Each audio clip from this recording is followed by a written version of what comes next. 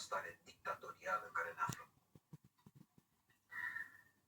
Este normal să simțim cum ne fierbe sângele în vene pentru toate nedreptățile la care asistăm, firesc. Afară este frig însă, dar România fierbe de nevoia libertății. Acum, în stradă, sunt polițiștii și militarii. Țara pe care au jurat să o apere pentru că s-au jertfit ei și familiile lor a fost condamnată la ordinele unor politicieni responsabili. Apărătorii țării sunt acum în cer, sfidați și tratați cu dispreț, în loc să fie protejați cu onoarea pe care o merită. Repet, România fierbe de nevoia de a se face dreptate. Vom rămâne fermi, rămânem în luptă și câștigăm. Este doar o chestiune de timp. Acum știm cum arată monștrii, știm din ce parte vin, știm că nu ne mai pot surprinde. Trăim într-un sistem de opresiune care a afectat profund orice palier instituțional. Așa cum am spus și ieri, nicio curte nu ar trebui să judece drepturile fundamentale, ci doar să le protejeze. Din momentul în care dreptul de a alege și a fi ales au fost supuse unei judecăți, din acel moment am înțeles foarte clar că noi românii nu mai trăim în libertate. Au luat oamenii din case pentru a-i pune să facă plângeri unii împotriva altora. De neimaginat. Au indus frica. Ce mai urmează? Să ne raționalizeze curentul, gazele, apa? Asta vor. Acum, în loc de Ceaușescu, îl avem pe Iohannis. Deci, practic, toți factorii care existau și în anii 80 sunt acum mai reali ca niciodată. Și-au făcut totuși bine acești ingrasi politici care vor să ne întoarcă înainte de 89. Ne-au unit. Ne-au unit mai mult ca niciodată. Poporul nostru arată în aceste momente că este dependent de democrație, la fel cum este dependent de aer, de apă și mai presus de toate, de Dumnezeu. Democrația este ceva fără de care nu mai putem trăi împliniți, ceva pentru care merită să luptăm până la capăt. Politicienii vicleni au arătat că nu vor poporul liber, ci doar ne-au dat impresia că suntem liberi. Abia acum, după 35 de ani, suntem pentru prima dată liberi cu adevărat. Pentru că abia acum vedem adevărul. Acum ne redescoperim ca oameni, ca principii și ca idealuri comune. Am văzut că ieri a apărut o ordonanță la fel de ilegală ca și guvernul care a emis-o. Sigur, dincolo de textele ridicole redactate în acea nouă declarație de război la adresa poporului român și a democrației, am observat atacul foarte periculos la adresa votului românilor de peste hotare. Deci pentru ei, votarea se limitează total.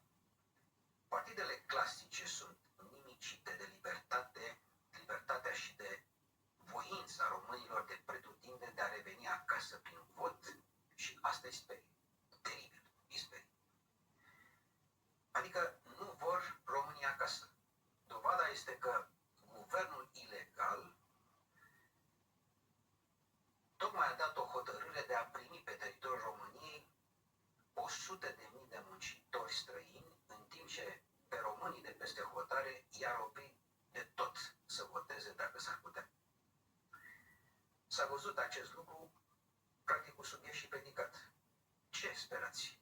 Că le veți închide românilor din nou ușile în față la ora 21, ora României, deși, evident, în alte țări ceasul va arăta altă oră? Haideți să vă dau o veste proastă. Ordonanța voastră este nu doar ilegală, dar este inutilă. Poporul român de pretutindeni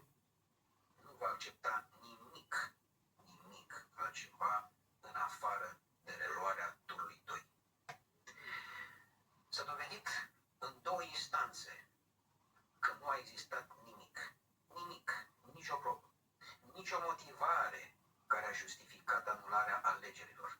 Atât Curtea de Apel, cât și în alta curte, pur și simplu nu au dorit să-și asume repararea unei greșeli a Curții Constituționale. Despre asta este vorba.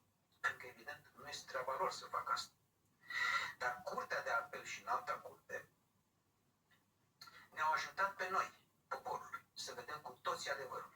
Nu a existat o ingerință, ci a existat realmente doar o lovitură de stat.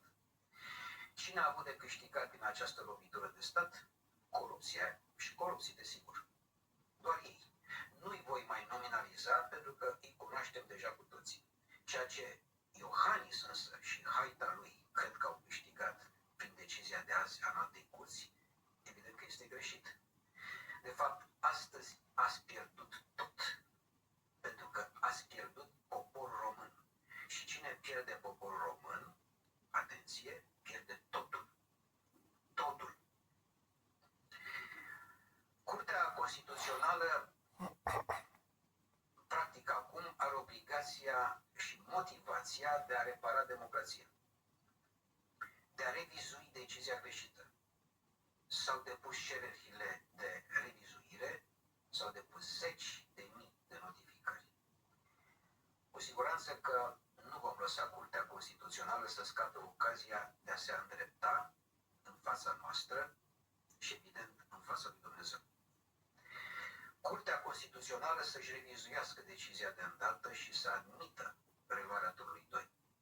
Nu au existat ingerințe, asta au constatat instanțele.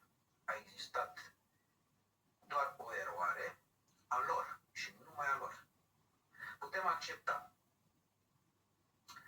o greșeală dacă ea este recunoscută și îndreptată. Turul 2 se poate relua și putem restabili echilibrul social și economic de care avem nevoie. Iar la final, un ultim mesaj către Parlamentul României. De ce simulați democrația? Ați uitat de ce v-au trimis oamenii acolo? Respectați-vă cuvântul dat în fața alegătorilor voștri. Demarați orice acțiune necesară în restabilirea statutului vostru, a statului de drept, pentru a le arăta oamenilor că vă meritați votul. Faceți cinste poporului român. Faceți cinste lui. Este de ajuns când ne-a umilit Claus Iohannis. Știți ce este acum mai frumos ca oricând? Faptul că simțim furie, dar mai tare simțim iubire. Simțim frustrare, dar mai tare simțim curaj. Simțim că trăim, că țara ne este în piept și cel mai important, ne simțim unii pe alții. Suntem conectați unii cu alții și noi toți cu Dumnezeu. Iubiți-vă țara care v-a hrănit când vă era foame. Iubiți-vă țara care v-a dat apa ce v-a stins setea. Iubiți-vă țara care ne dă energia de a merge mai departe cu demnitate. Dumnezeu ne-a făcut onoarea de a ne naște români. Să-i dovedim că suntem recunoscători. De aceea, steagurile sus, frunțile sus, inimile sus, noi suntem poporul, noi suntem România. Vă mulțumesc!